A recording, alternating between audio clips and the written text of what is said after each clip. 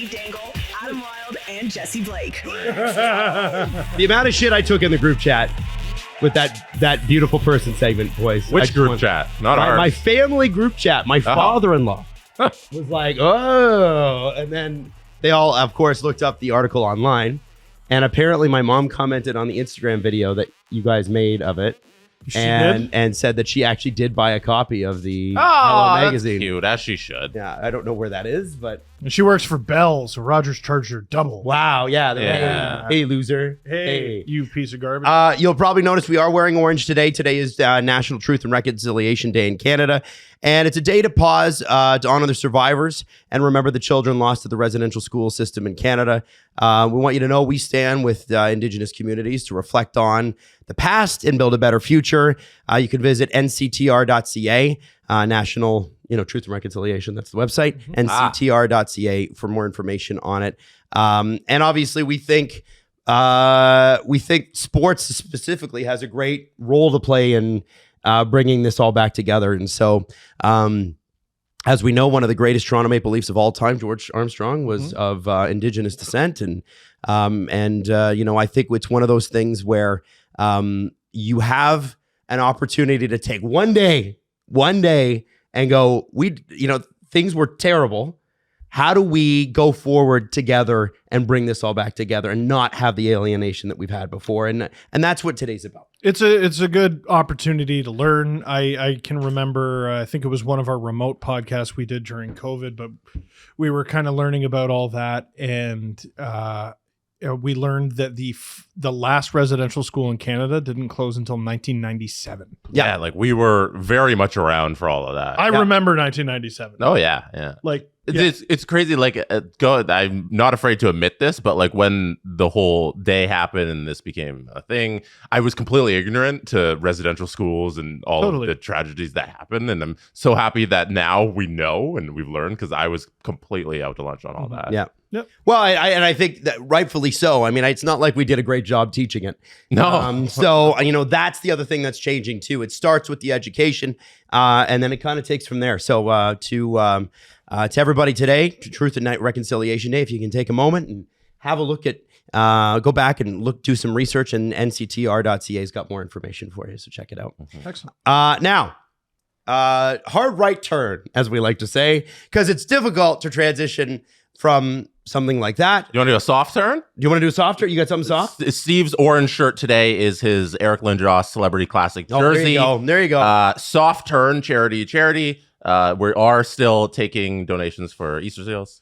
If you go to the description, link in the description link in the description. My page and Steve's page, and there should be a third one there, but there isn't. It's okay. None of his friends have reminded him over and over, and over and over and over and I just over. don't. I just don't want to beat you at your own game. Like, I wouldn't want to out fundraise you at your own. I just feel like that'd be embarrassing for you. Here, Adam. And I just don't want to put you in that position. So I give you like a 35 day head start. Oh my goodness. And then I'm like, all right, last minute, you guys, I appreciate y'all wanted to vote, get me on that. Whatever. Let's have Steve have his moment. He doesn't get enough of them. It's true. Let's take it. Listen, that's why you haven't just signed into your account from last year and hit sign up again. You're welcome. If you make your page, Adam, a lovely listener named Ron Fox donated a pair of Leafs tickets for the game on November 16th. That is a Saturday night Leafs Oilers game. Wow. And you get to go with me, which is great. I mean, what a prize, right? I think it's Saturday. Either way, it's November 16th. That's not true, right? It's not. Okay. No, you're not going. Absolutely not. I only got a pair of tickets. You can take me, but Leafs, Oilers, anyone who makes a donation of any amount to anybody on my team, that is Rachel's Raiders, you will automatically be entered into a draw for those tickets, and the draw will be about a week before that game. So there you go. Nice. I like that. Also, should mention that next week it's live Steve Dangle's book event, where he releases the book before anybody else can get it. Yeah! Already a lot of tickets sold for this. I couldn't believe the numbers. So it's Greta on King Street, Wednesday, October 9th. Bar games, dancing, and great cocktails. And also just, Toronto Maple Leafs, Montreal Canadiens. Plus, you get hockey rants and raves. Steve will sign it for you. The opportunity to purchase it. That's Don't right. just The get a opportunity to copy. purchase. That's of course. Yeah. Now, as a ticket holder, When Adam said that, I'm like, yeah. all ticket holders do get Chili Once, which is a Tyson Berry's beer, and a $10 game card. For VIP seating / dinner, you will get it's $50, but you get the dinner included, which is great. Seating for the show and the game, $25. Standing room seating in the lower level, $20, and all of that comes with the game card and the Chili Ones. Tyson Berry, a gentle criticism. Tyson Beery was right there. Oh, You could have called it that. yeah. No, I don't think he don't wanted know. it to be a part of his name. I I think he just- Tyson Beery. No, it's better. no, I think he wanted it to go beyond his career. That's Yeah, fair. this is coming from the guy who it's called the Steve Dangle podcast. Steve Dangle podcast. That was not my call. That was not my idea. How dare you? the original name guy. Yeah. Can we continue putting off having to talk about this game, please? No, well, you know what? I don't want to start with the game. I actually want to start with this. So, somebody messaged me over the weekend, and they said you guys were talking about the Avalanche mascot who kicked somebody and couldn't be the Avalanche Howler. mascot anymore. Howler, Yeah, the Yeti. the Yeti. Now, That was me. and we were thinking that the Utah Yetis would, that being their name, it'd be hilarious if they brought Howler back. Yes. Turns out you can't bring Howler back because Howler kicked somebody in the stomach. And apparently there was more to that story than was even reported. There are rumors that there might have been some drunken shenaniganery, Oh. like X-rated with the Howler costume. There are rumors about that floating around. All right. Yeah. That was There are Google rumors. Howler Now- sex tape. Now, That's You know what? just leave It's it. 2024. You need to I fact don't. check that. My surprise-o-meter is just shattered. Now, I don't broken. want Like I that don't want to doesn't. make this That about barely Howler. registers. I don't want to make this about Howler. Okay. I want to make this about the Islanders. Oh. Somebody messaged me and they're like, do you know the Islanders story? And I said, what are you talking about? They're like, the Captain Highliner Yeah. Islanders jersey? Tell me they didn't have a man dressed up as Captain Highliner going around. So they did. No. No. So here's what happened. The Islanders in the early 90s were a sad reflection on what they had been 10 years previously. Yes. Right? Their jersey sales, apparently, according to this 2018 article from the New York Post, there's actually a book written on this entire thing. We Want Fish Sticks, which is the bizarre and infamous rebranding of the New York Islanders by Nicholas Hershen, and by the way, forwarded by is it? Oh, I thought it said no. It wasn't him. Doesn't matter. Doesn't matter who the forward's by. So 2018, this book comes out, and we find out a bunch of stuff. So the Islanders thought, hey, we saw Gretzky take the LA Kings. He gets traded to the LA Kings. They are last in jersey sales. Then he goes to the Kings, and they unveil the new black and white Kings jersey, which was different from the purple and gold, right? And their jersey sales skyrocket. Whoa. What? It must not have been Wayne. It must have been the jersey rebrand. Right. What in actuality, what happened was they got the greatest hockey player ever, and they could sell a bunch of jerseys, right? So the Islanders were like, how about if we don't do the player part and we just do the jersey part? Where's that get us?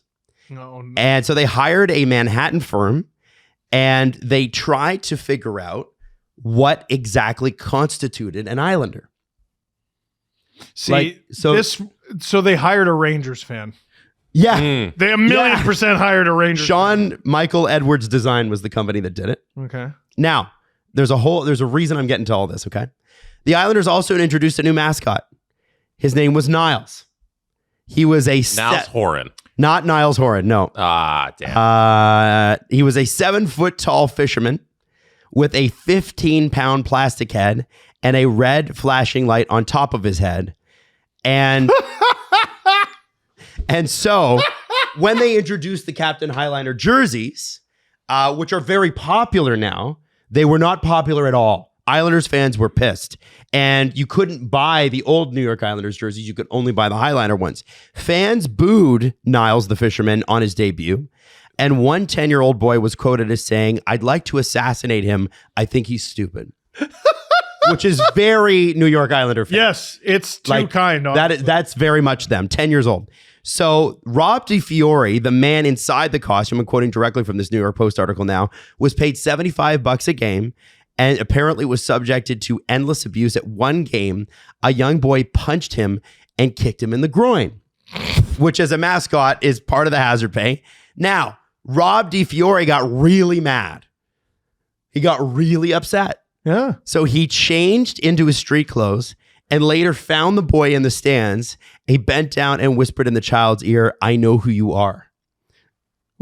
Like, I know who you are. Why? Just to scare the shit out of him. And apparently the kid never bothered him again.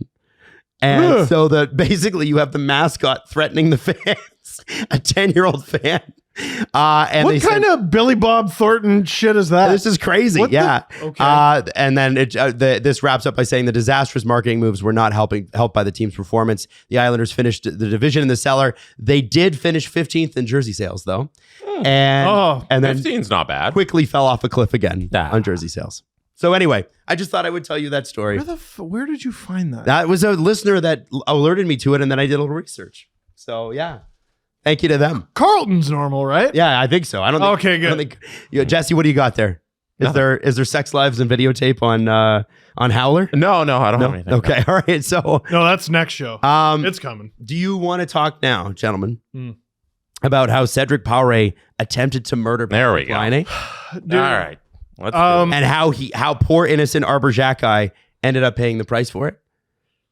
Do you feel like you need to talk about this preseason matchup in such deep terms? Do you?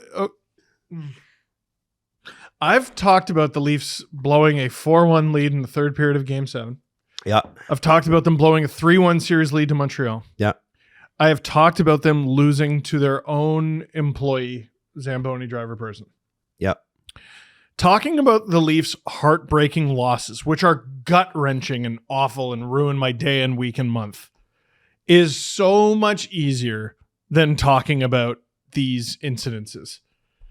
There's no way to do it where everyone's going to be happy, ever. There's no way to do it where everyone's going to be sane.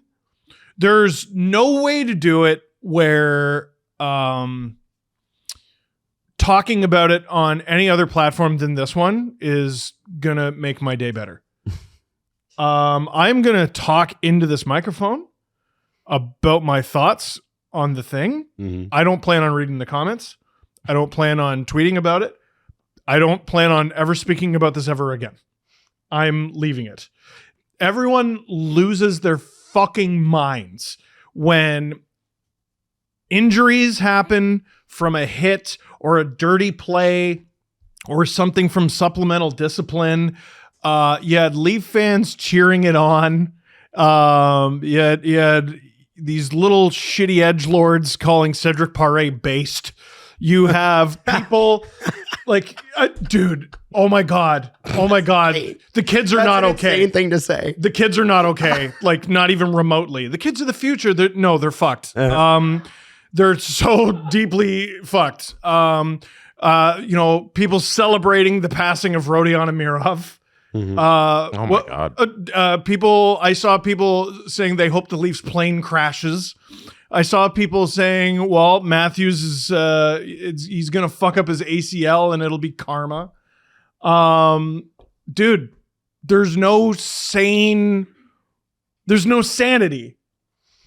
I mean, unless you're chronically offline and then it's like, a couple of days back. The corners where people are wishing death on people or celebrating death. All I said when this incident happened, so I'm watching the game. It's less than 5 minutes in. I don't even think Xhekaj had jumped Paré yet. Reinbacher's hurt from I think he might have got hurt before Marshall Rafai even made contact. And then Paré injures Laine, and that obviously there was a lot of contact there. And all I did was I tweeted, the Habs lose Reinbacher and Laine in the first 5 minutes. Brutal. And the sheer amount of people that would it kill you to say it was dirty? I was like, holy fuck. No, it wouldn't. Probably you might. You might kill me. I don't know by the psychotic reaction that you're giving me. So that's the reaction bit of it. It's impossible to talk about any of this shit rationally. Can I just tell you what I saw? Can I just tell you? Okay. So no Leaf fan is going to go out of their way. Okay, there's lots of Leaf fans, so you can't ever say no Leaf fan. Very few Leaf fans are going to go out of their way to vehemently stick up for Cedric Paré, because the vast majority of Toronto Maple Leafs fans learned Cedric Paré is part of the Leafs organization that night. He was I think he's a draft pick of the Bruins. He played for the Colorado Eagles last year. He was a summer depth signing, and depth signing. We're talking about Marley's third line depth signing. Should he have even been playing in that game? Yes, it's the preseason. There's too many games. Yeah. Okay. So here, I got to... What? Jesse, that's a great point. I do got to say this. PK Subban going, the fans didn't pay to see Cedric Paré, and I have bad news for PK. Yeah, you did. Yeah, You bought a ticket to a preseason game. Yeah. Yes, you did. What do you mean? You did. You're That's exactly what they paid for. Yeah, you paid to see Laine against two, though. Against two. Yeah. It's a preseason game. This is how it works. To be fair to PK, it's his team. He was emotional. I get it. Yeah, but... I get the rant. Okay, I get it. I get it. It doesn't mean I'm going to take it and be like, well, that's how I feel about it too. No. Listen, I totally get it. So a lot of Leaf fans had no idea who this person was. Laine comes in and he tries to split the D, and Paré sticks out his knee. And Laine comes in a little wide. Jesse's got it on the screen. It's not awesome to look at. Actually, this angle shows it less disgustingly. So here's what I see here from Paré. It's a clear knee. I don't even think that should be controversial. Look at him. Okay, there's Laine. He's coming in. We're trying to do this without getting demonetized. No, I went a little too fast. Yeah, you went. How dare you? How dare you? Here he comes. There you go. Sure. There's the moment of contact, right? It's a clear knee from Paré. Now, this happens so fast. I don't think this is a bum trying to make a name for himself. This is not the name that you want to make for yourself. This is, there you go, leave it. This is showing the steps. How we got there. This is a clearly, badly outmatched player in Cedric Paré. Does not belong on the same ice surface as Patrik Laine in a game that counts. This game does not count. That's why he's on the same ice surface as him. This is a player who does not belong on the ice at the same time as Patrik Laine, getting burned by a player of better quality. And he, like we see 100,000 times, sticks his leg out because the guy's blowing by him. Am I wrong? No, I don't think you're wrong. It's a penalty. Probably could have been kicked out of the game. Probably could have been suspended. He wasn't. And no Habs fan would have felt better about this if Paré had been penalized and suspended and kicked out of a game that does not count. You wouldn't feel an ounce better, guys. It happened. It happened. Now, Paré was smirking when doing his post-game press conference. What do you think? He's a Batman villain? He's not comfortable talking. You think he was like... how many on cams did he do for the Colorado Eagles? Do you know what I mean? This is not a media trained guy. He probably is feeling very awkward. Yeah. When you're awkward, you kind of laugh. People laugh when they're feeling awkward. The Leafs should try an experiment. Shouldn't take too much from that. That's what I'm saying. The Leafs should try an experiment today where they make Cedric Paré available to the media and they send someone out there who isn't him and see if anyone notices. I don't know if they would. I don't know if I would. I don't know this person. That angle really shows the hyperextension in Laine's knee. It's so bad. It's so bad. I was listening to 32 Thoughts this morning, trying to get a variety of opinions on all this. And the NHLPA, and this is me, Frege didn't say this is me extrapolating, needs to figure their shit out and needs to prioritize the health of their best players. Mm-hmm. There are too many preseason games. Preseason games contribute to hockey-related revenue. Mm-hmm. So the players are, I don't recall hearing they're asking for a pay cut. So 6 preseason games is what it is until they decide they're willing to do that, right? It's a minimum of 6. Some teams play 7 or 8. It's absurd. Yeah. It's absurd. Like 6 is the fewest preseason games the Leafs have played in eons. Mm-hmm. Eons. We spoke to someone who was like, oh yeah, you need all these games for preparation until the COVID bubble arrived. And they're like, actually, we need 1. Mm-hmm. 1. It wasn't important. It wasn't important. Like, I don't know who this serves. I don't know which players this helps.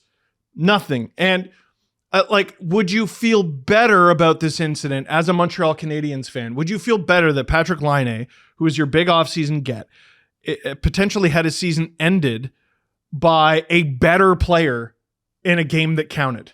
I don't think so. I don't think they would. No, I think we're getting lost in the weeds here. We're getting lost in the wrong thing. If you are a Canadiens fan, I can understand the anger because it's like, of this course, is so exciting. If this was Matthews, you'd be losing your mind. Yeah. But I also would say that Cedric Paré, whether it was intentional or not, I think Laine shifted at the last second, and Paré was flat-footed and tried to catch him. So and that's, does that mean that he did the right thing? Was it still a bad hit? Absolutely. But my thing is, him taking out Laine or hitting Laine or whatever, even if he lets Laine go by, Pare's not making the team.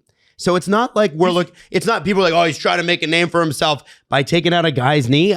He's not only not making the team. This isn't Jake Dotchin. This isn't Matt Cook. Yeah. These are not players that Cedric Paré does not have a reputation of, I'm going to kill people to get to the. He doesn't have a reputation. Yeah. Well, he's trying to make one on Patrick Laine. I don't know. No, he's not. People don't know this person. Yeah. He had 35 points last year. In what? In the AHL. In what league? Exactly. That's my point. And that's what I'm saying is it's not like this guy's some big, NHL. He is big. He's big, but he didn't look it against he's not coming in with Xhekaj, how many 58 penalty minutes last year? Like, he's not some goon. No. Right? That's one of my point is, like, Jake Dotchin is a specific example that I love because that guy sucked. Well, but he was willing to do shit that would get him suspended. He was a player who showed up on the scene and immediately started injuring everyone. Yeah, and he especially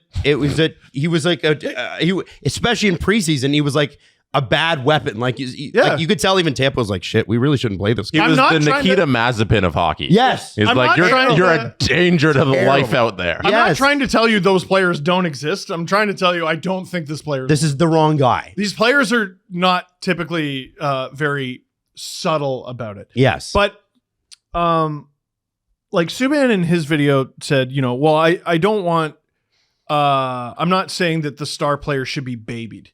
But then you get Frege on 32 Thoughts, and he's talking about veteran players around the NHL think the onus is on Paré to not injure Laine, right? Or to not lay a big hit on a star player. That is absolutely ridiculous.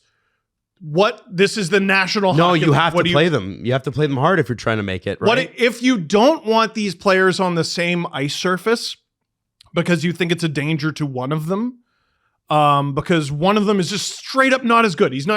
Pare's not close to as good as Laine. Then you need to find a way where these games don't happen. Right. That's the beginning, middle, and end of it. I really don't want to hear that. Yeah. Now, I am confused, and Adam, you were laying out theories for, does Laine share some onus here? You didn't quite say it like that, but I don't think. I think Laine beat him, and Dotchin. But Dotchin Light Pare tried to catch him. Right. And I'm not saying that it was a good hit. I'm saying Laine outclassed this fucking guy, right? Like and he should. But I did see some people say, well, he's trying to split the D and he sticks his legs out wide. No. Now wait though. We're guessing. And that's not good enough. It's not good enough. and it's no one's fault. The reason fans out there are guessing right now is because the NHL is leaving us pissing into the wind. Mm-hmm. They release these videos when a player gets suspended, explaining why a player got suspended. And we've mocked them on the show in the past, lampooned them, if you will. Mm-hmm. But by and large, they're extremely helpful. Right. They help us understand, even if we disagree Mm-hmm. with the explanation, we understand the stance of the league. Yep. The league is this and this and this. We suspended him because it was intentional or it wasn't intentional. It was reckless or it wasn't reckless. Yep. This is a hockey play. This isn't a hockey play. We understand where the league stands on this specific incident. And then you can use it as precedents, visual and audio precedents going forward. No, they're not going to do that. Mm-hmm. And for this, it's a very high profile thing though. And it's the preseason, and I just don't think it would kill them to release a video explaining why this isn't a suspension. I would love that, but we all know that's never going to happen because this league, that's not how they run, you know? Also, you'd spend a lot of time going, should we make a video for that? Should we not make a video for that? You really making a video as to why a league, a league would never do that. Because then they would That's stupid. Then they would open themselves up to criticism for the video and saying, well, by your own, and then a bunch of people would come back. They're getting criticized right now. Steve, you're asking for the league to take accountability on this stuff. They've made it clear that they don't. I'm asking them to be a league. I am telling you that this league, the way it's run right now, they don't want accountability on this one. And so that brings us to the Xhekaj thing. Yeah. Because no. Here, just one more sec. Artur Kaliev had a knee last preseason. Mm-hmm. He was suspended 2 preseason games and 2 regular season games. Mm-hmm. Is there a difference between what Kaliev did, obviously without showing the video, and what Paré did?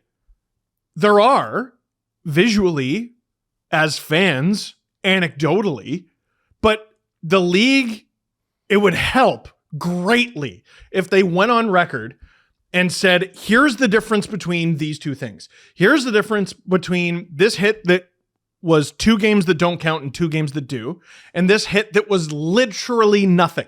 Right. Except not literally nothing, because part of the reason that Xhekaj was fined and not suspended, fined 384th of his salary, is because the league looked at it and went, yeah, all right, that'll do. Yeah, that's okay. You know what? Your suspension is you get the shit beat out of you. I don't know if that one will hold up in court. You know, that's the one I don't blame the NHL for not putting on record, because it's a psychotic thing for an alleged business to throw out there. I think when they're in their internal meetings, if you were a fly on the wall, accountability means problems, right? Because then you got to be accountable. What are they, the mob? Being accountable is hard. Like what? Why would you want to be accountable? Accountability means problems. Yeah, it does. Yeah, said Tony Soprano. I can't wait to see what happens next episode. Are you fucking kidding? A couple of things on what you just said there. One, the Kaliev knee. Maddie, if you want to pull this up.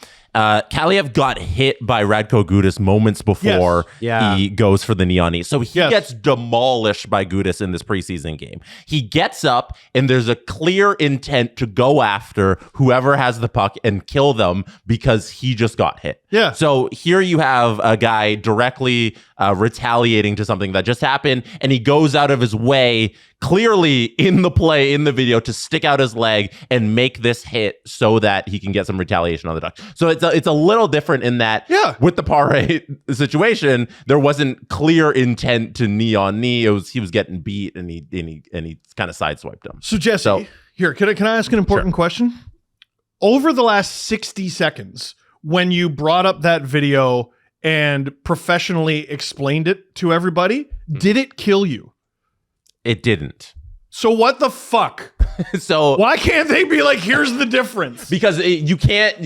I don't think for them they can do it in a one-off incident. No, I don't think can't. it would have to be outlined in the CBA where it's like, hey, if we not suspending a guy every single time, we would explain what happened. Like that would have to be. No, That's not like the every police time. going, hey, here's why we didn't arrest the guy. Yeah, Like they just don't do that. I think Like, you're asking. they're not going to do that. You're I mean, asking for a little much. yeah. But The no implication way. when there is nothing and no explanation, I think what it's you're- just okay. This is fine. What you want is a benchmark, and what I think we agree with you on Yeah. that. We're all in agreement. We're just not going to get one from this administration. That's Yeah, crazy. yeah. So the other thing that I think is a part of this incident is that it wasn't even penalized.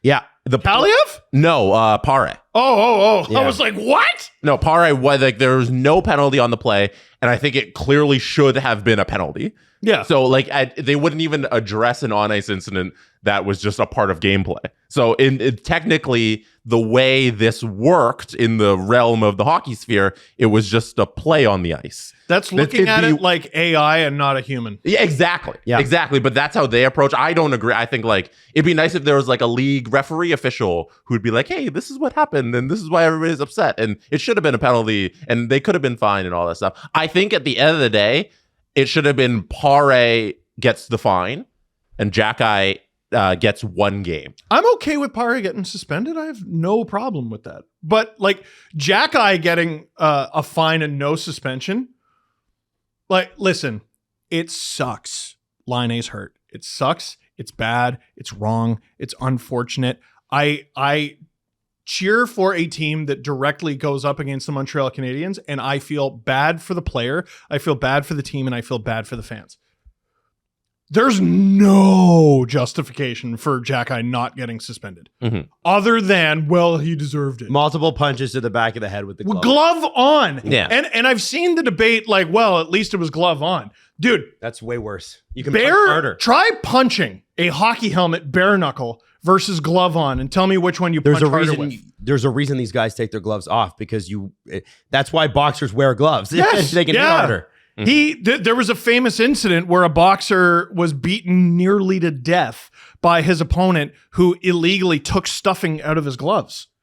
Right. And obviously that fight was thrown out and I think people went to prison. Like, yeah, you agree to terms in a fight and then you broke those terms and used it to your advantage and also you nearly killed your opponent in the process. Right. So that's a very extreme example, but repeatedly glove on punching someone is never and has never ever been allowed. Dylan Larkin got a game suspension, I think it was, for he got hit from behind by Matthew Joseph. He was very upset about it. He got up and he cold cocks him right in the face. Yeah. Now, did he get 1 game for punching him glove on or 1 game for connecting? Is that the difference? If you connect flush, it's bad? Well, But yeah, because it's the actual action occurred. Yeah, but as long as you don't connect flush, fill your boots. Just hit him as many times as you can. Hopefully he doesn't die. Again, it has to be. You have to with the action, and the action has to happen. Oh boy, It's not the intention. Boy, of the action, boy. It's the action itself. it's just not a league of professionals. Well, It's terrible. I think with- That's terrible. with Xhekaj, I didn't understand that. But I again, understood it. But I also don't care. Like in the sense that it's like, oh, okay, so they're because the NHL being the NHL, like I don't care if they suspend Arbor Xhekaj for a game in the preseason. I don't care. the NHL, NHL, and honestly, like he's not a great, like he's a great fighter. He's a great vibes he's guy. one of the best in the league. He's amazing for that. I don't know. Like, what are we gonna do? That they just lost Laine, isn't that like, you know what I mean? I just feel like I'm like, like I just can't get I can't get excited about that in the preseason. I can't bring myself to. I can because the NHL has set the standard that if you take your gloves off, you can basically do whatever you want to anybody. Yep. It is what it is. When Xhekaj went after Paré, who was surprised? Oh no, I think that was going to happen. That's the way it works. But you expect him glove off, grab the guy, even if he turtles, you just uppercut him into oblivion. Mm-hmm. And yeah, there's health risk there too. But that's the way it's always worked. Glove on beating the shit out of someone has not been allowed for a very, very, very long time. Yeah. You can't, especially at the back of the head. You can't hop on somebody from the great. back and just pummel them. Like it's not allowed. And it's happens fun. all the time. We walk away. I don't think it does. In the playoffs, it does. There's always like a couple. Like, not like this. I don't think this happens all the time, Adam. No, Adam's talking about like rabbit punches and smelly gloves. And no, this is way worse. Yeah. Way worse. And especially because like we walk away from the Paré incident where there's nothing that in terms of discipline that happened to Paré, which I think is ridiculous. Not a penalty, not a suspension, not a fine. That's crazy. Well, the refs missing it is not surprising, right? No, but the NHL refs, like, come on. No, but if the refs miss it, make up for it with a fine. Thank you. That's the whole purpose of the Department of Player Safety. Right. The whole purpose is to punish players and also make up for when a ref misses shit. Do something. Like I'm just asking the league to do something on both sides of this. And thing. Xhekaj, it was a 7-minute power play and he was kicked out of the game. It was a preseason game. Yeah, it doesn't matter. Who gives a fuck? Who cares? And so both fans are upset, or both fan bases are upset with the conclusion at the end of this, which means they did a good job. No, it means both fans have very legitimate gripes with the way this very, very shitty league has decided a punishment or the lack thereof in these two incidences.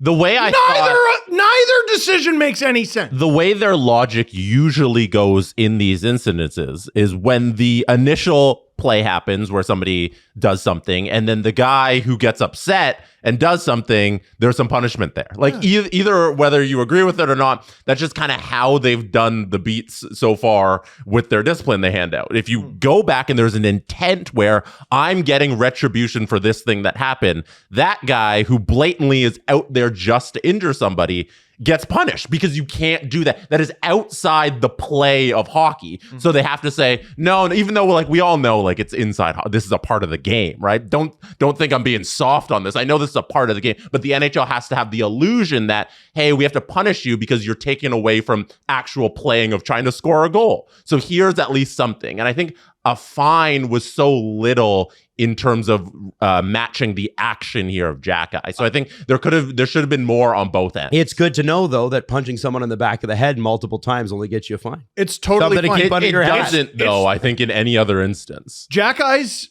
fine is the equivalent of someone who makes $75,000 a year being fined $195.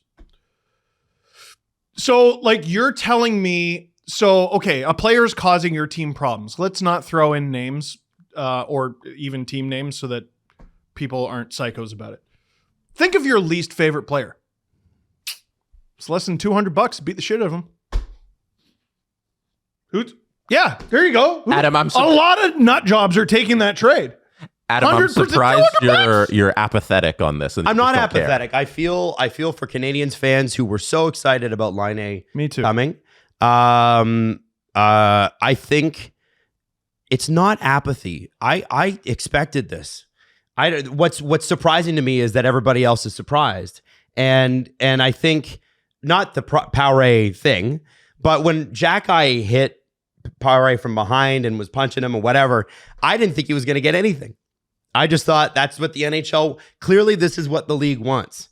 We just 10, 12 weeks ago got finished watching the playoffs and some crazy shit happens, man. And I guess I just feel like, okay, well, I don't necessarily agree with it, but I also think that this is very clearly what the league has said. We like this. We want this. And what's crazy about it is that this does nothing. People are talking about like, oh, what's that Montreal-Toronto game going to be like opening night? This does nothing for that. You want a game that's going to be exciting? Laval Marlies.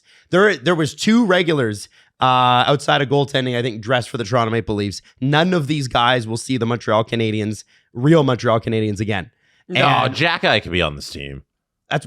No, I'm talking about the Leaf guys. Oh, you're just. I'm talking about we had. It was like what? It was like fucking. Was it Nyes, Robertson, and fucking Simon Benoit? You guys are confusing me so much. I'm like, you think Florian Xhekaj is going to make the? Oh, no. I thought you were talking about his brother. I didn't understand what Adam was talking about. To be honest. Okay. So what I'm saying is, if you look at the Marlies lineup, I'll get more specific. If you look at the Marlies lineup, which was the Leafs lineup. Listen, you're looking at your phone. If you want to hear what I have to say. No, I'm looking at my phone to add to the conversation. Hear me on this one. Yes. The Leafs didn't bring any Leafs. Yes. Right? They brought like 2. Which is why Pare got fucking dangled. Yeah. Right? Yeah. Okay. So everybody's talking about the book opening night. October 9th. Leafs Habs. It's going to be crazy. No, it's not.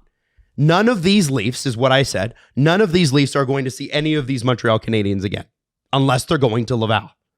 These guys, none of the players in that lineup really are making this team. Robertson, obviously, he was a Leaf last year. Benoit, he was a Leaf last year. Was Nyes dressed? I feel like he was playing. I think it was Benoit, Robertson, Nyes. Yeah. So that's it. Yeah. So unless one of those guys is like, I got a fucking axe to grind, it's over.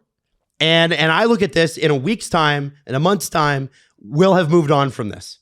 I don't think that this has, except for Patrik Laine's knee, the long-term anything that I think people are discussing it. Well, this will be something that people look back. No, they won't. You don't think if Ryan Reeves is on the ice with Xhekaj on opening night, they're going to fight? Yeah. No, I think they were going to fight anyway. They might as well. They're going to fight because of this. They fight every time. Yeah, but they're going to fight because of this. No, they have not. They fought once. Yeah. It lasted 2 seconds and one of them fell over the net. So you think Reeves is going to go after him?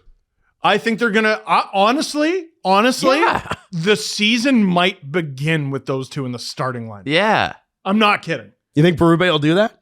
Depending on... would never give us that. No, he would never give us that. No, you're right. He wouldn't.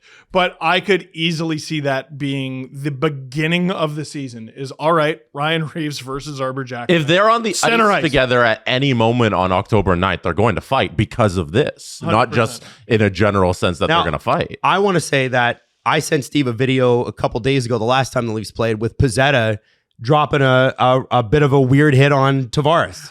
Nobody complained about that. Dude, people saying those hits are completely different are... You're out of your fucking mind. I think they're flatly wrong. That will get me heated. That Pizzetta hit was late. Oh, it's and he did not have the puck, and he was not finishing. He Charlie horsed him. Absolutely. He drove his knee directly into his thigh, and like it didn't need to be malicious or anything. And it looks like Tavares is going to be okay. He wasn't when it happened. A knee directly right into your fucking IT band. Jesus. Yeah. You know how much that hurts? Not as much as getting your knee torn up, but it hurts. It's a game of inches that made that a Charlie horse and not Tavares is done for the season. Yeah. And then where does the narrative go? Then it's one of your NHL regular feisty guys who fought Reeves twice last year, just took out John Tavares. And then we're losing our minds the other way. And then Pizzetta doesn't get a penalty and also doesn't get suspended. And we're sitting here going, why didn't he get a penalty and not get suspended? Oh, because the league doesn't make videos for incidences where nothing happened. Right. Well, my point in that is, okay, so if we're going to get heated about that, we should get heated about the Pizzetta hit. Mm-hmm. I think.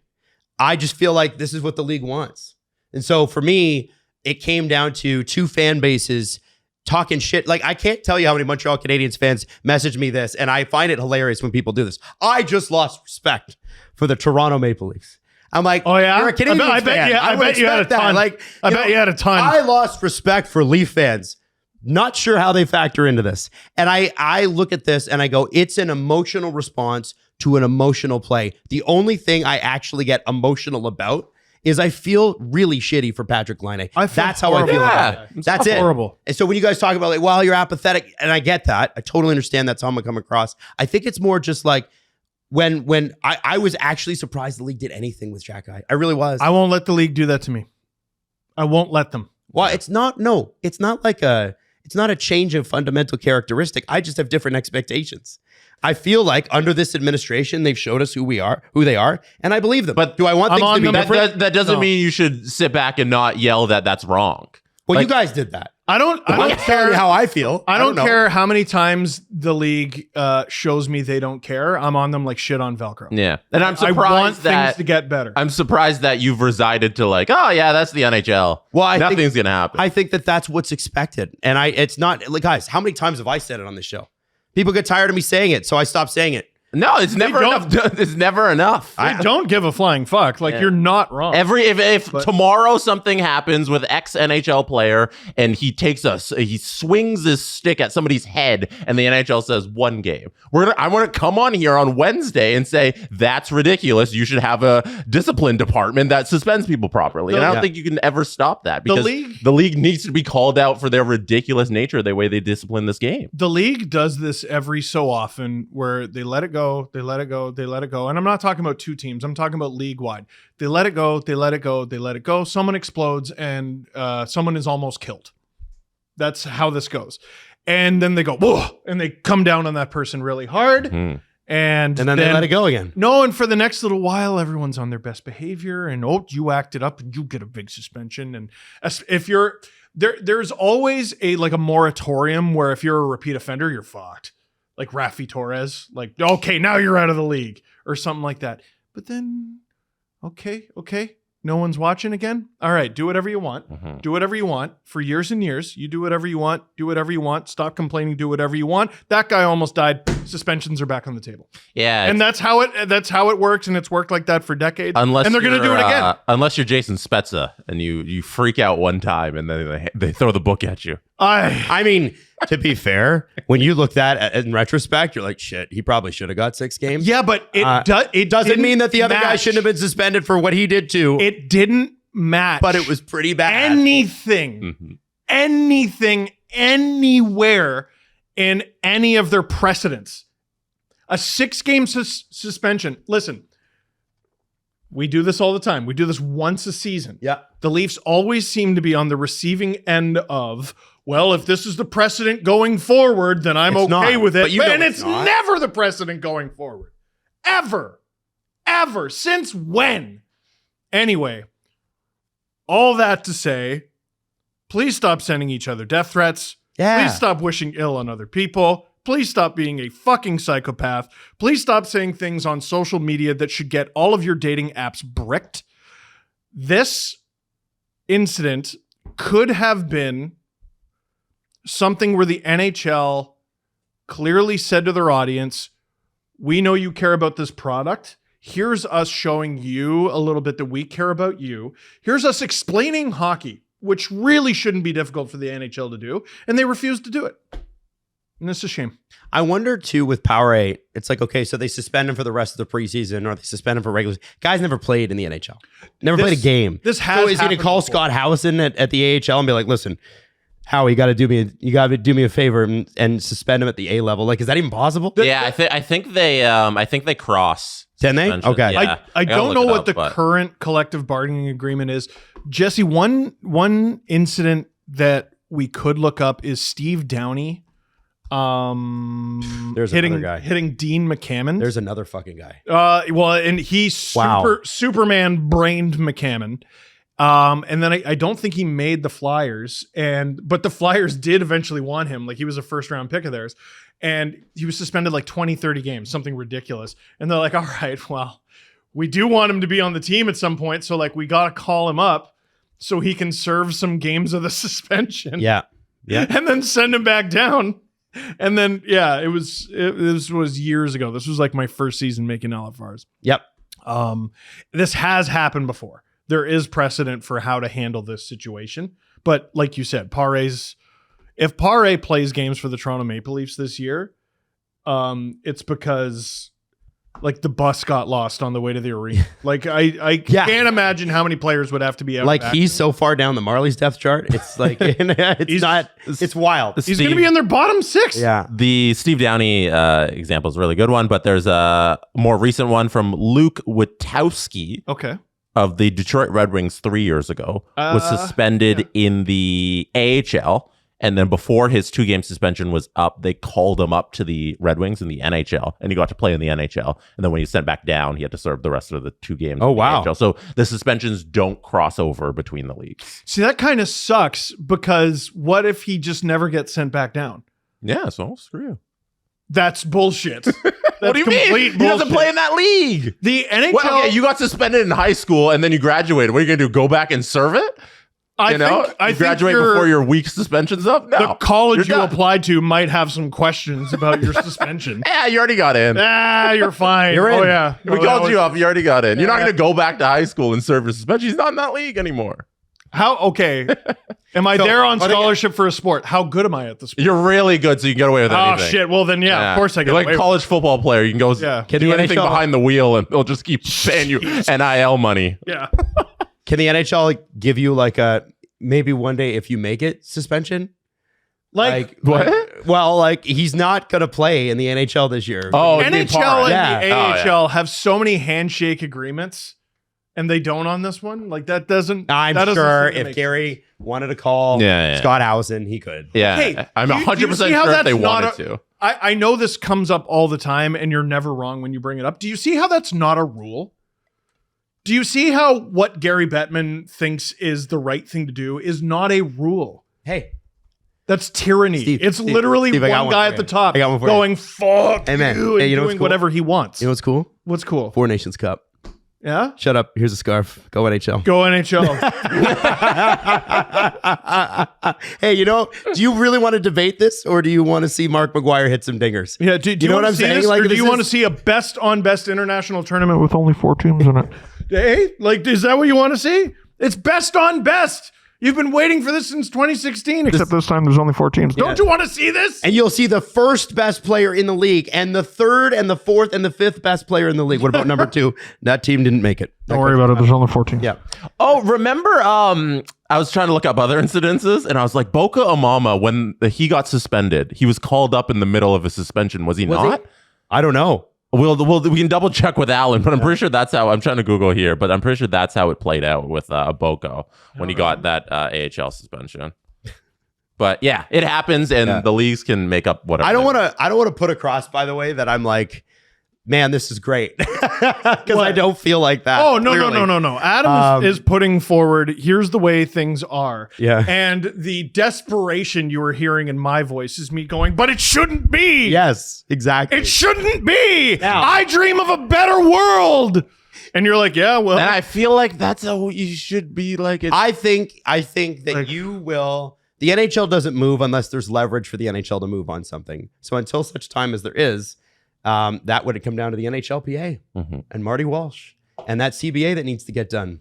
I don't know. Well, and I'm sure they'll put forward a motion to increase fines.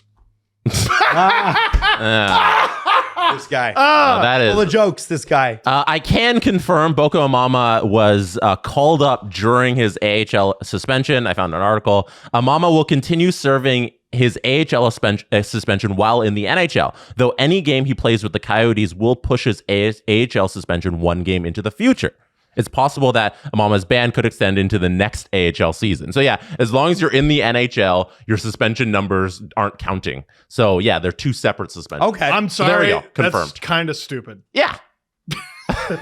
Sorry, Cedric Pare, you can't play preseason for us next year. Like, that would be the next time he would have a chance to serve it. No, I feel like they should probably talk to each other and cross the suspension. Weird. Crazy Yeah. how that works.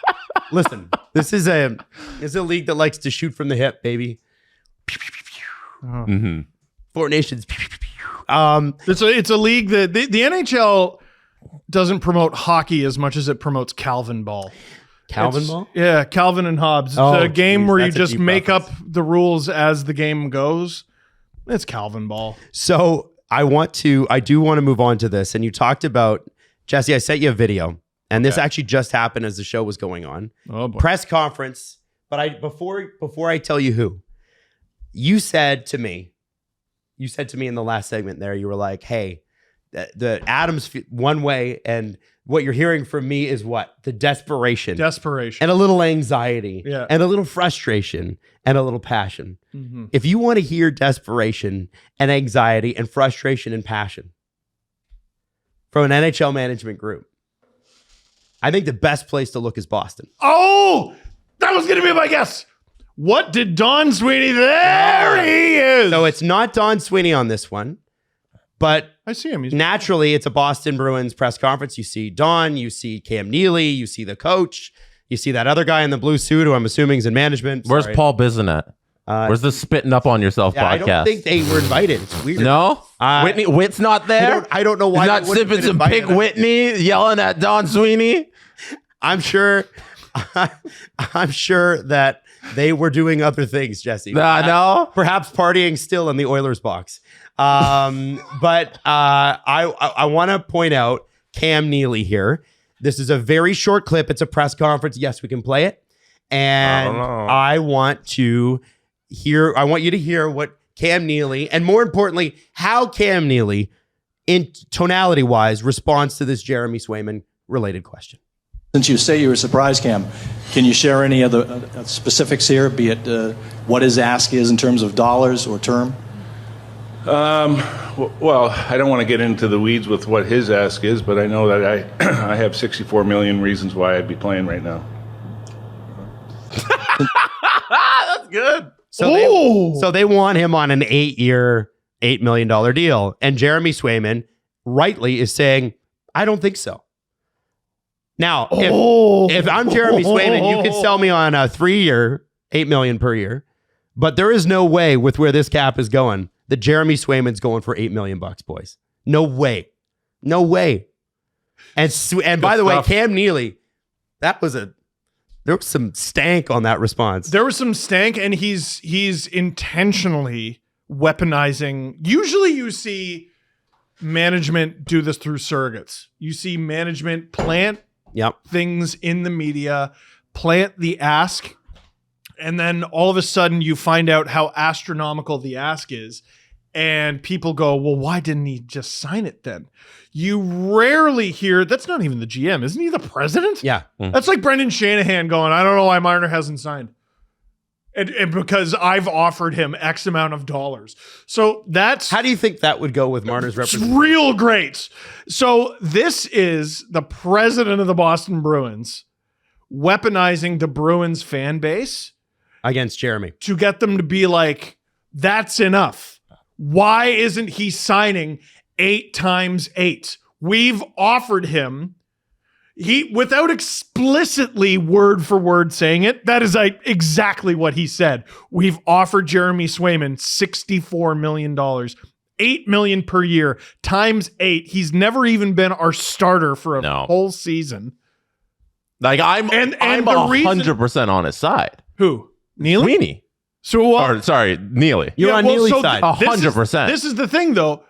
This is Jesse. You're not wrong, but completely uncharted territory here. Like, I'm trying to think of the last time an executive as high ranking as Sweeney, Neely did something like this.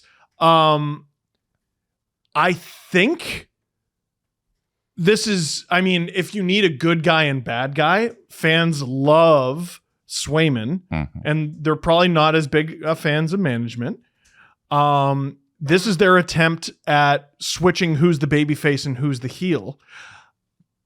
And it might work for that goal, but I do not think they did a good thing for negotiations today. I don't think so either. That was going to be my thing. Now, this morning while I was prepping, I noticed in the Boston Bruins section of The Athletic that Fluto Shinzawa, who's a great reporter, put out this article. Jeremy Swayman trade is not on the radar for Bruins for now. And he gives 3 reasons why not. It's a short article. Makes a lot of sense. Sure.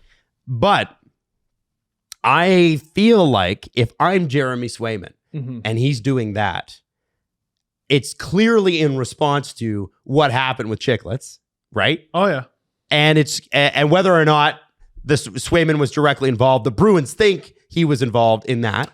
And I think Swayman's like, no, I'm a $9 million goalie or an $8.5 million goalie, and I'm not taking less. 8 by 8 is the right number. You think so? Yeah. You've never been the starter. I agree with you that it's a reasonable contract for both. 2 RFA years. You're 25. We're not buying free agency until the 3rd year of this deal. Are you kidding me? $8 million. We're giving you the full 8 years. He's never played more than 44 games in a season. Take that. I'm 100%. The way they're spinning this right now, you nailed it with the babyface and heel turn. Like that's the Rock turning right there. Now I'm cheering for you. Now that's fantastic stuff. Now the argument, if I'm Swayman, so he's never been a starter. Kirill Kaprizov was signed to over $9 million per for 8 years after less than 60 games, and I wonder if Swayman's like, sometimes you just know. I am this good. Yeah, you haven't seen me that much. I'm this good. But for the sake and what's her other option? For the sake of the Bruins, you're paying so your backup Korpisalo $3 million. Yeah. We can't be spending $12 million, $13 million on our goalie tandem. I think he's a 9. I think he wants probably 9. Yeah, but so we're spending $12 million on our goaltenders this season? That's craziness. 8 kind of like you can kind of reason with 11 mil, you split it and you're like, okay, that's good because we got a really good tandem. That 8's kind of where it should be. So let's do, let's say they offer him 70 million, right? So that'd be what, 8.25, 8.5, something it's like that? 8.75. Okay. We can get there. But this is where I get into my, this is where I realize I'm a peasant. And we've had this conversation many times over the years. What is the difference between 64 million and 70 really? Mm-hmm. Don't say $6 million. Don't. What's the difference between 0 and $1 million? $1 million times 6. No, I know. That's what it's worth. I know. That's how look at it like that. Yeah. Look at it like that. I know. And let me ask you, if you could get it, would you be like, no, what's the real difference? Fuck yeah, you would get it. What if your name is Sidney Crosby? Well, I think Sidney's done okay outside of the NHL. Swayman, do okay then. Do okay outside of it. We have a salary cap. I'm not trying to pay you $9 million. And it's going up. This is a goalie, guys, in the playoffs.